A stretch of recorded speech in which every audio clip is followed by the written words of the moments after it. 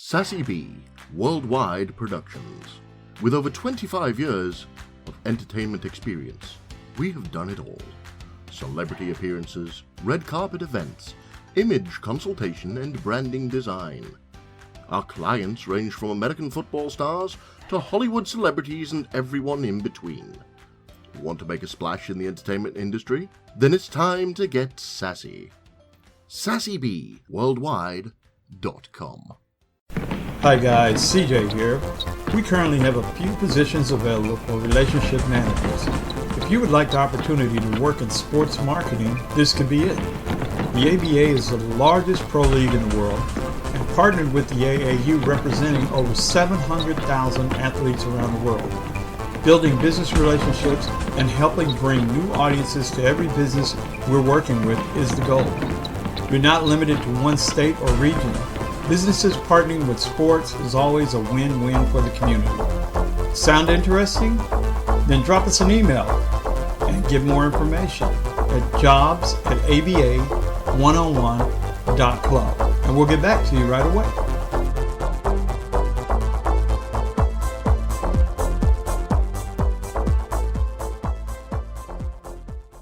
You're listening to ABA One-on-One Podcast. Hey guys, CJ here. We have to apologize for the audio on the show today. Buzz Peterson, our guest, was actually traveling back to Charlotte, so we were trying to do it from his car. But this is just part one. He'll be back with part two. So with that being said, enjoy the show. Hey guys, it's time for a new episode of ABA One-on-One. Open up, yeah. Open up now. Open up. Open up, yeah. Open up. Open up now.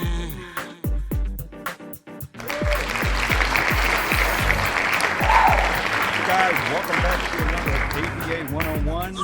Man, today's a good one. Brian can't make it this week, but Rick's with me, and we also have special guests in the house. Buzz Peterson, Michael Jordan's best man, and he was Jordan's best man. This is crazy. So should be a great day today. Want to hear from him. Buzz, welcome to ABA One-on-One. Thank you for having me. Appreciate it. Yeah, man. Let's go. Go ahead, Rick. Buzz, I want to just go. You have something you want to ask him before me, CJ? No, man.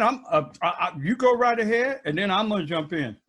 Well, a lot of these questions, Buzz, I'm asking you. Fortunately, I already know the answer to most. You know the answer. Oh, yeah. Here we go. Anything to do with North Carolina basketball, you're gonna know. Yeah, we know that. We know that too. That's why I let him go first. Yeah, I want you to talk a little bit about your recruitment out of Asheville High School when you came out of high school. I know a little bit about it, but talk a little bit about all the stuff that went on during that time. You know, growing up in Asheville, I always had this dream of I want to be a McDonald's All-American. I don't know why.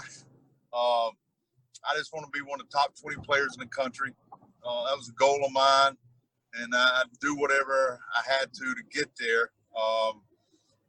My high school coach, Rodney Johnson, who he helped me out a lot. He was a guy that pushed me. I had some good teammates that were around that pushed me also that helped. And then by the time the senior year got around, things was very blessed and things went our way. From receiving a McDonald's All-American Award to had a pretty good high school team. We didn't win it all. I thought we would get in the finals against Laney where Michael was. But the team that won it all was Chapel Hill High School. Yep. Who had some good players. I remember one guy, Sandy Anderson. I remember that name. I think, where'd he go, Rick? Wilmington, maybe? UNC Wilmington, exactly right. And then, Sandy Anderson. Played with Brian Rousing. That's right. Another guy that went to Baylor. So they were a good, solid team. So it didn't go the way we thought win the state championship, but a lot of those, you got to play in a McDonald's game, the Capital Classic, stuff like that, which is fun to be a part of and everything. So it's just one of these things growing up, playing all three sports. That's awesome. But you had to pick one, and I chose basketball, and I wanted to be the best I could. Yep. Yep. You had an unbelievable high school career. I was in North Carolina at the time, so I went to Leeds McCrary Junior College and then Fayetteville. So I followed your career, so I knew all about it. It was the conference we were in. You look back on it, James Worthy, Sleepy Floyd, Chris Washburn. There were some guys coming through at that time where it was a good league. And then McDowell High School had a couple 7-footers. They were good. Hickory High had Alan Marvin Young who went to Virginia Tech. They were good teams. So, but my sophomore year, I believe, Ashbrook, where James Worthy was, and Sleepy Floyd was there with John Robinson. John Robinson never won to Maryland. He went to Maryland. Ashbrook beat them 3 times. 2 regular season, conference final they beat them. In the state tournament, Hunter Huss beat them. Yeah. So out of that same league, so conference. So it was a very competitive conference. Oh, absolutely it was. Hey, and then Buzz, from there, Buzz, I want to talk a little bit about. I want to talk a little bit about. We were talking. I was on a podcast with Dante Calabria not long back in the spring, and one of the things that come up was culture, and we had culture of North Carolina basketball, and him talking about it, and Dean Smith, of course, and Bill Guthridge, and Phil Ford, and he was talking about the culture about the time they left Rasheed Wallace. He was late, and they left him, and then he had to take a plane to wherever they were going, Honolulu or wherever. But talk a little bit, that's very interesting to me about the culture, how you develop a culture and build a culture, because y'all doing the same thing in Charlotte. Right, thank you. Well, it was when I was looking to go to college, I just felt like, and Coach Smith, is this more than basketball? Is more than, is more about helping you as a young man mature and grow and set you in the right direction for a career after basketball. That's why I was grew up in a state you kind of fall in love with and everything. Heck, I committed to Kentucky. That's where I was going until I came to school the next morning. My high school coach switched that. And he told me to hold off, and I did. But the culture in Carolina was one thing that sold me a little bit. And the thing that gets it, Rick, is even if you're the team, you're not going to get treated any different. Everybody's the same. Everybody's a human being. Nobody's going to get exceptional treatment over anybody. Yep. And that's what brings on pretty good culture. We were sitting with Mitch Kupchak and I have been going around the country here with some of these draftees here lately. We were sitting, Michael was with us, and we were sitting there. And one of the questions was, who's a captain? Who's captain nowadays? Does the NBA team have captains, or why is it more so in college? Well, in North Carolina, it just as you go through your class of freshman, sophomore, junior, senior year, you get to be a senior, you're a captain. And you just kind of know the role. And if you're a freshman or sophomore, you know the role that you respect the senior, and you listen to leadership from them. That helps so much because every great team has a leader within. Somewhere within the team, they hear the coaches all the time, but when you have that voice of a good leader on a team, I guarantee that team's very successful, no matter what sport it is. Great point. Great point. But that's so true with all. You're right, with all sports, baseball, football, basketball. But that leader that comes out, beyond the coach's voice, those are the ones I think it have. Right. Yeah, it's when I got into coaching there for all those years. I was at a point at Tennessee. I couldn't find that leader. I couldn't find it, and I was trying to figure it out. And I started just interviewing different people within my offices, my assistant coaches.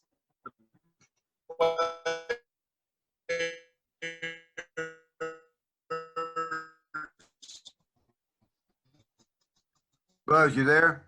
Uh-oh, we got mobile. I had somebody help me this group to find the leader in 2004. Yeah. You hear me? Guys, you hear me? Yeah, Yeah, Rick, yeah, you hear me? coming in and out. How about now? You hear me now? Yeah, Oh. good. Okay. All right. I was saying, talking about leadership. I don't know where I lost you, but in 2003, I was at Tennessee.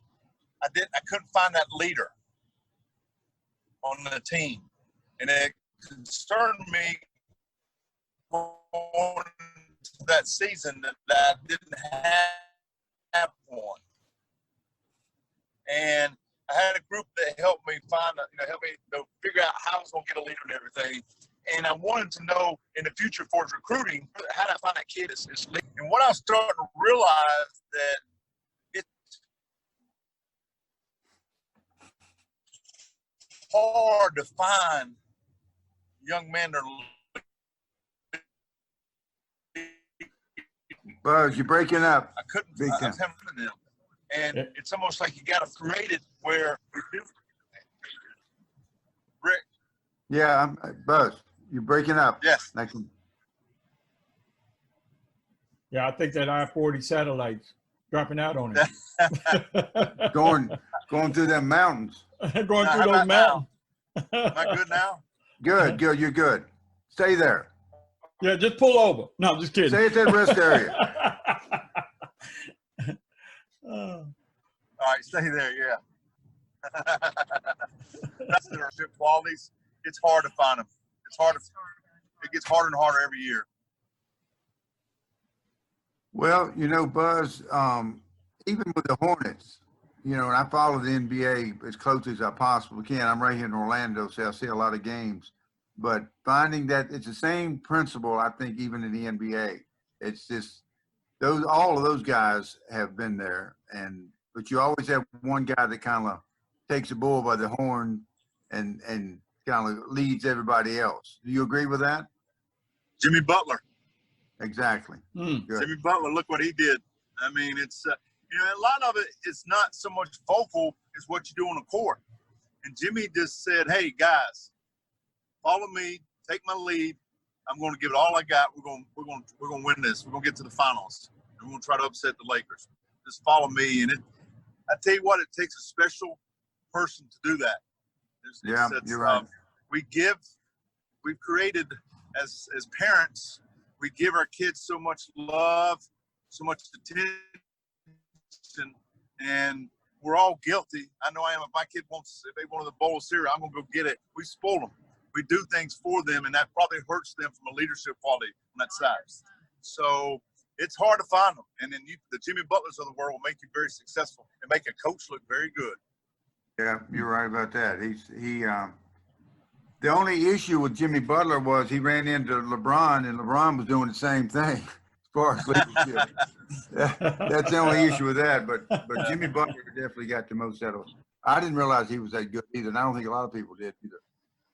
But the secret is, can you maintain it? Can you sustain that level over a period of time? And that's why, I hate to go back to LeBron. He's done it for 17 years. I mean, it was just amazing. Yeah. But, I've heard Michael say it's you want to get to the pinnacle, you want to get there, but the part's difficult is to maintain it. Exactly. Because it's everybody coming at you every night. They put you up on this pedestal, they look at you and they approach you a little bit different, and they're coming at you all the time. And so it's harder once you get there, it's harder to maintain. And because, like I said, everybody's trying to get a piece of you. Yeah. So true. What are your basic duties with the Hornets now, Buzz, that you've moved into the assistant GM spot? I know you're working for Mitch Kupchak, who I admire a lot. What is your it's it's day-to-day duties with Mitch. You're watching the roster.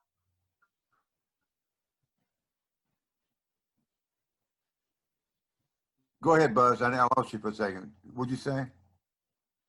Yeah, he's playing out. He's still in there. We just signal drop, looks like. Uh-oh. Like I could see he's talking, but it's like the audio's not coming. It'll come back, hopefully. what we want to do, roster we can. Buzz, we lost you. So Buzz, we lost you. Go back again. Start over. Yeah. Before you want to build a good roster. Yeah, I heard the Y'all part hear me about now? the roster. It's the last thing we heard. Are we- Yeah, I'm here. We're here. We heard all about the roster. Day-to-day stuff for the roster. Yeah, the draft, get prepared for the draft, free agency. There's day-to-day over helping with the G League team. It's just a little bit of everything. Budget, trainers, just there's so much to go be a part of. So it's just trying to run the front office, helping Mitch. Yeah. How much is Michael involved in the day-to-day? Probably a lot. Not a lot. I mean, that's what he has us there for. That's what we're there for. And we're there to do that for him. He's hired us to make those decisions. Now, we will consult him on a lot of stuff. He is the owner. If there's a big decision, a final decision, it's his money. He's going to make the final decision. We stand by it. Yeah. We give him all angles of every side, what we see, and then he makes the call from there. Yeah. Well, the reason I asked that, Buzz, or told you that, I worked his camp a few years out in Santa Barbara, and I still say that to this day, and Kobe too, but more Michael. He's there every single day. He's got a series of games he plays with those kids. I mean, he's involved. He talks to the parents. I mean, it's incredible. Yeah, he's.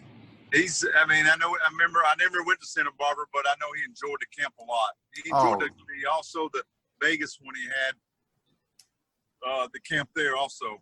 Was that the fantasy camp? Fantasy camp. Yeah. Yeah. But, I just being around him for 2 or 3 years like that and just seeing him, how he operates with the kids, and, he's got the round the world deal and he plays games with them. And you can tell he's genuinely trying to keep those kids. And those kids, a lot of those kids, Buzz, wasn't even born when he was playing. I know. That's the scary part. But how his brand has been maintained is incredible. All over the world. Rick, But- it amazes me. It amazed me. I can remember the day he told me to buy some Nike stock. And I said, why? And he said, they're going to name a shoe after me. And I said, why do you think they're going to name a shoe after you? That Magic Johnson, Larry Bird don't have one. Why do you think they're going to name it after you? He said, I don't know, but there's going to be an Air Jordan, and you better get some stock in it. I was too stubborn. We used to fight, just to go back and forth all the time. And I just, being competitive. Yeah. But to look at it now, it's amazing. I'm happy for him. Oh, absolutely. I use that scenario sometimes about talking about kids getting better and they want to be good. All of them want the magic pill. They want to get good without having to work for it. And I said, I'd like to have a quarter for every time that Michael Jordan has went in the gym by himself, for every shot that he's put up. A quarter, not $1, but a quarter. And I'd never have to work again. Yeah. There you go. Putting in the time. Yeah, I've heard him recently ask a kid, "You got a workout guy?" He says, "Yeah, I got a workout guy." He says, "Why? Why you need a workout guy?" Kid just kind of just pauses, starts thinking, "Well, everybody else kind of has one, and I need somebody to help my game." He said, "Hey, you'll figure your game on your own." He said, "Let me ask you something, young man." He says, "You ever heard of a thing called a tossback?" Oh. And Rick, nowadays, you ask Oh, a kid my what a God. tossback is, they don't have a clue. Love They don't it. have a clue. Yep. He would set up a tossback on each side at different angles, shoot. He passed to it because he says, you got to be a good passer. And on a tossback, you better make the right pass if you want to get it back. Exactly. So he'd use the tossback and come back to him. He'd shoot. Who rebounds the shot? He's going to rebound his own shot. Yep. He wants to make it so he doesn't chase it so far. Yeah. And that just – is that old-fashioned, old school? Oh, Kids absolutely. nowadays probably call it, probably would say yes, but it's very successful for him. Even to this day, he wants our coaches to put tossbacks on that floor so guys will work on their passing ability. Awesome. There you go. There That's you go. awesome. He, I remember those old tossbacks from the old Campbell basketball camp. Oh boy. And George Lehman used to use them, and that he just passed. But if you make a bad pass, guess what? The ball ain't coming back to you. That's right. And George and Austin Lehman. Those are two. Yeah, George and Austin Lehman. Oh. And their niece Nicole. That and the rebounder. Yeah. And their niece. Remember their niece Nicole? Oh yeah. Oh yeah. Her son's a good friend of Yeah, ours. her son's a good friend of my son. They played a high school ball together. So what a small world. It is, but it's but I was, like I said, I was very interested in that deal because I did a deal on one of our podcasts. This is what, how much is this, CJ? 28 or 29? This is coming up on 30. Okay. Yeah. But I did a thing before we started really having guests on culture. I'd listened to a lot of podcasts and about developing a culture, how you develop a culture and maintain a culture. And North Carolina to me would be a prime example of that.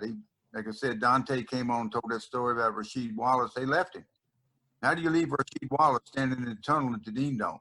Because he's late. Well, I got one for you, Rick. Yeah, give me. I got a good one for you. ACC championship game, 1982 in March. Carmichael Auditorium. Games at noon. So we had pregame meal at Carolina Inn. Kind of go back to your room before we leave real quick. We go, Carmichael, get your bag, go up to the bus, get on the bus, and it's like, I don't know, I'm saying we're leaving at, let's say 8:30, 8:45, whatever. Coach Guthridge have a weird time. He may say bus is leaving at 8:52. Yep. 8:54. And we used to say, well, we used to say, what's GST time? Guthridge Standard Time. All right, we didn't care about Eastern Standard Time, Central. We wanted Guthridge Standard Time. And I'll never forget, I was getting on that bus, and everybody's saying, Stick with James Worthy. They said, Stick's not on the bus. And we heard somebody say, well, he's at the red light right now. He had a gray Silica. So the manager said, Coach, Stick's right here. He's right here at the Silica. He's going to pull up. And Coach Guthridge said, okay, all right, let's go. He stepped on the bus, told the manager to get on, and we left. And James followed us all the way to Greensboro Coliseum. Wow. He was late, and Coach Guthridge wasn't going to, the bus was leaving. That's what's called discipline. That's right. Yeah, he was a little late in that Guthridge Standard Time, so off we went, and he followed us. I'll never forget going in the Coliseum parking lot, and I was thinking, they going to let James in or not? Everybody said, shoot, they better let him in. He came right behind that bus, right behind him. Yeah, that's amazing. But the thing with the Hornets, you think you guys got it going on a lot down there, don't you, Buzz? You guys getting some good players in, and yeah, Rick, we're getting there. We're getting there. These draft picks coming up under Mitch's leadership, Michael's leadership. Larry Jordan is our director of player personnel. All of us combined, we feel like we're doing a very good job. We're on our way. We add a couple players here. I think we'll see the rewards of it. Yeah, I agree. Yeah, that's one of the things I was going to put out to you about the talent. Like, you guys just look in G League and college, or, kind of a wide scope, or, just talent itself, what do you guys? Any basketball player in the world. All right, because in our league, the ABA, we got a lot of guys like this young kid, Todd Johnson. He played Northern Kentucky Division I, very good guard. All of a sudden, graduates, phone doesn't ring, nothing happens. We get him in the ABA for a while. He does great, and then finally he got something over in Spain. So I'm just kind of curious to always ask GMs and everybody, like, where are you looking at talent? Where are you looking for? All over the world. Good man. Over the world. We have people in every country. We have one guy that's in charge of international scouting. We have people in every country, and he basically connects with them, and then he connects with us. So Excellent. So we're a lot of times about twice a year going over to Europe. I know Mitch went to Australia this year. We've gone all over. So you have to do that. You have Yeah. to see these players. But now with everything that's going on in the world, it's making it really tougher. Oh, yeah. Yeah. Oh, Yeah. cool, man. Go Buzz, ahead, Rick. I'm not sure if I told you or not, Buzz. I think I did. I had an opportunity last summer to go to Lithuania and do a camp. Yeah. I remember you saying Working with a guy who coached Avidas Sabonis, the dad, not the son, and hear him tell those stories about the NBA guys that would come over there. It was incredible. Yeah, I love going to some games in Europe, and the reason I do, being a former coach, I love sharing the basketball. I love seeing when 5 players on the floor touch it during a possession. The ball goes inside, it comes back out and moves to the other side of the floor. So side to side, inside out. I love that. And I love guys talking on defense. That's why I love going to Europe a lot to watch some basketball. It's fun. It's very good. Some coaches are doing a very good job over there, and it's fun to watch that kind of basketball. Yeah, you're exactly right. They do an unbelievable job. Well, this guy in Lithuania he said work with him. He lived in the Soviet Union. Lithuania was part of the Soviet Union, so he grew up 70, 75, but his first 40, 50 years, they were under Soviet domination, and just hear him tell those stories, it's incredible. It's great. We go to lunch every day, and he'd tell me about the time, the Russians came in and did this, and it's just, but they take their basketball very serious. Lithuania, they do. Sports basketball. They do. I've gone to Serbia a couple times the last couple of years, and they love it. They love it. Yeah. And Awesome. all of them can shoot. All of them can pass it. All of them play hard. It was really fun. Yeah. Hey, Buzz, man. we're having a look at your current lineup here. Who is your standout player? Like, who have you seen just kind of rise to the top out of the team? Well, the young man that had a really good year for us this year was Devontae Graham. Yeah, Devontae. Yep. Devontae is a really unique story coming out of Raleigh Broughton. Didn't have he signed with Appalachian State early. Yeah. Good school. And people around him told him he can go higher than that. But he didn't get out of his scholarship there. He ended up going to Brewster Academy. Yep. Playing there with Donovan Mitchell. And they had a very good backcourt. Ends up at Kansas and had a very good career at Kansas. Stayed there for 4 years. We drafted him early, second round. Goes to Greensboro in the G League in development. Plays about 18 games, roughly 18. Has really good 18 games. We move him up. And he, dibbles and dabbles his first year and does pretty good. But we brought him back the next year. He was unbelievable. Wow. He got off to a great start. And he gained a lot of that confidence by being in Greensboro. So Devontae, somebody's been on the rise. Terry Rozier finished off on a strong note. We had no intention about playing those guys together. We thought one would start, one would be the back, would back up the other one. But they ended up starting together. We got some young group, Miles Bridges, P.J. Washington had a good rookie year. I tell you that these Martin twins, I really like them. They're just tough, hard-nosed kids. Excellent. They haven't been given much in their life.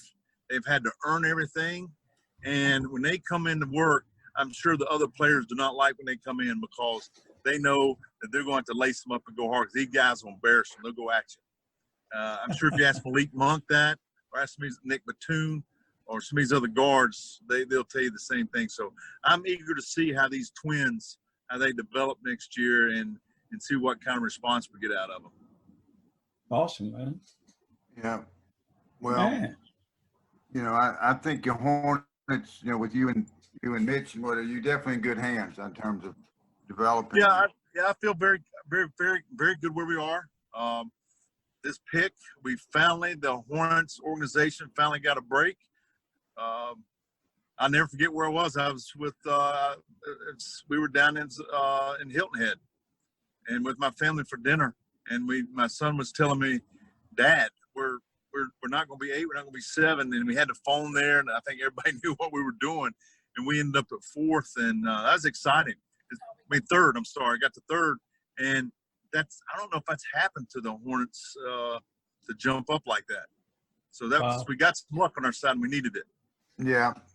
The Hornets had real good luck Third, in you're it. gonna get a good player at 3, but we got to make the right call on 32. That's where we've been fortunate here the last couple of years. Have nailed that pick right there. You can get a really good player at 32, and that's where we got to be very careful we get the right person. Correct. Yeah. That's Man. good. But you know, this thing about the Hornets, you know, and all the players they've been through, man, it's been. But you know, the NBA, people don't realize this. I tell people all the time, you know, with the salary caps and the player options and all that stuff, that is so we had John Gabriel on, Buzz, and John Gabriel, obviously, he was executive of the year a couple of I'm times. John.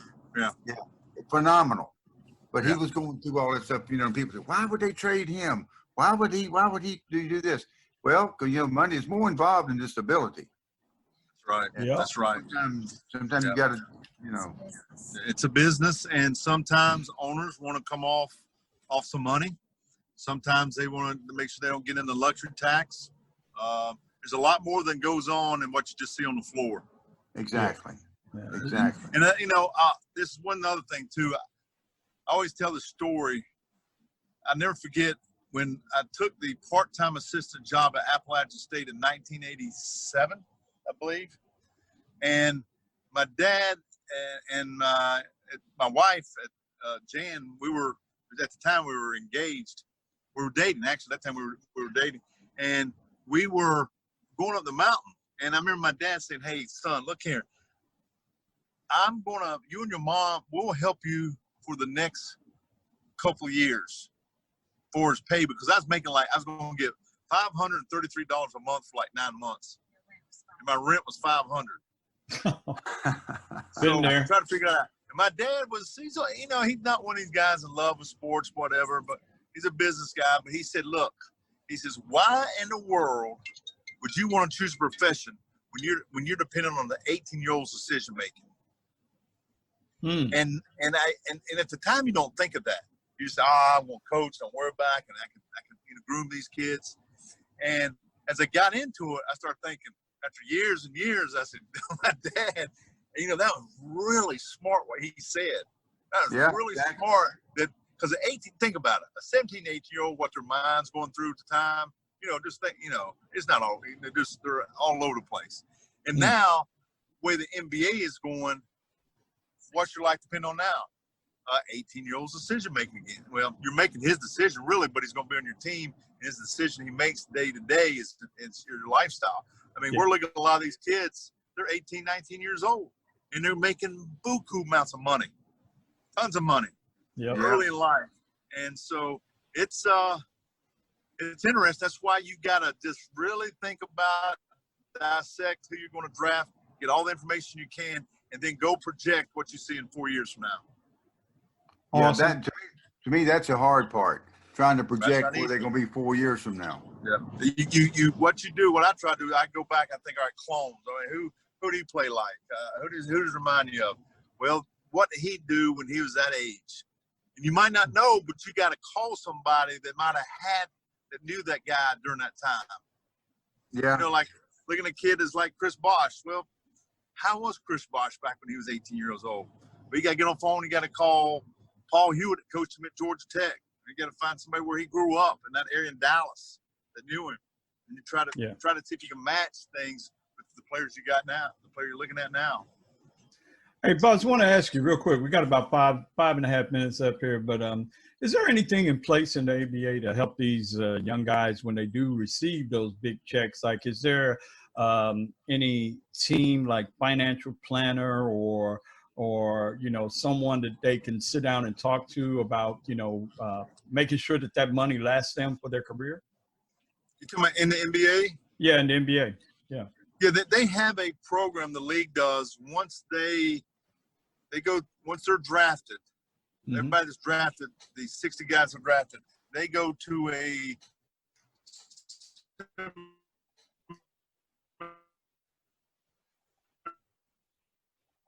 Oh, we're going to say that again. Oh, Buzz, I think we lost you. Well, he's coming. He's in the tunnel. I know, he's probably in the tunnel. Get him to say that again. Oh, there you go. He probably out. Buzz, can you say that again? Can you say that again? I think we lost. You're in the tone, Buzz. New Jersey, and that's not going to do it. No, Buzz, there. Yeah, here. Yeah. You, Buzz, can you repeat what you just said? Yeah. you- So the guys they get drafted, yeah. they go into a seminar, Wow. like a 1 hour deal, maybe a little bit. So they just need more time. So they got to get good people surrounded by them to show them the money. And if you got the parents can help also, but there's a lot of guys that haven't made it. I mean, lost their money. Yeah, unfortunately, you're right. Yep. It's, I mean, it's probably a number that would blow our mind. I mean, how they've gone through the money. And it's not so much the kid; it's people that get around the kids. oh Yeah. yeah, it's posse. The Yeah. posse. Oh yeah, Yeah. the hangers owner, all those people. Yep. Man, well, But- hey, look, guys, we're gonna have to start wrapping this up here, but Okay. we hope you make it to your destination, because I know you really did try to give us your time today, so we definitely appreciate that, my man. I apologize, miss you going out a little bit, but thanks for having me on. I really appreciate it. Buzz, Nah. Buzz, are you headed to Charlotte? Headed back home. Yep. Had to go check Okay. on my parents, my father-in-law. Jan's driving us right now, and Okay. so we're headed back. Well, when you go through Kings Mountain, say hello to Larry Sight for me. That's a good one. All right, guys. Well, you guys stay safe, man, and hey, it's definitely good having you on. We'll try to get you on again when you're a little bit more stationary too, because I'd love to. Yeah, Love to. it's great listening to you, my man. All right. Thanks for having me. All right, guys. Thank you, Buzz. All right, thank Buzz. Thanks for being on ABA 101, my man. Take care. Thank you. All right. All right. See you, Rick. The best way to keep up with everything happening around here at ABA 101 is to join our monthly newsletter. Just for joining, we give you $230 worth of free gifts from our sponsors once you confirm your email address. You can unsubscribe at any time, but why would you? Just go to our website, www.aba101.club, scroll to the bottom of the page, and subscribe.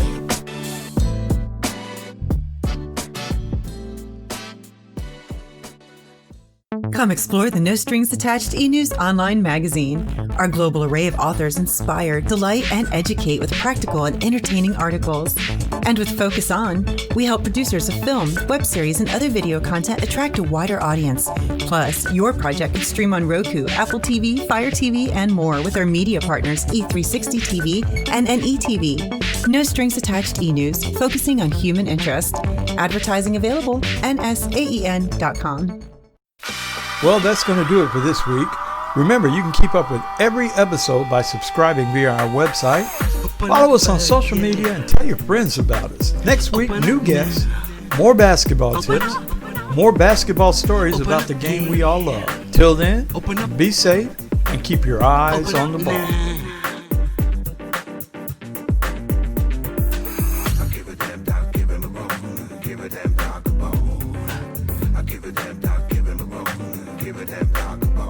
Give him a bone.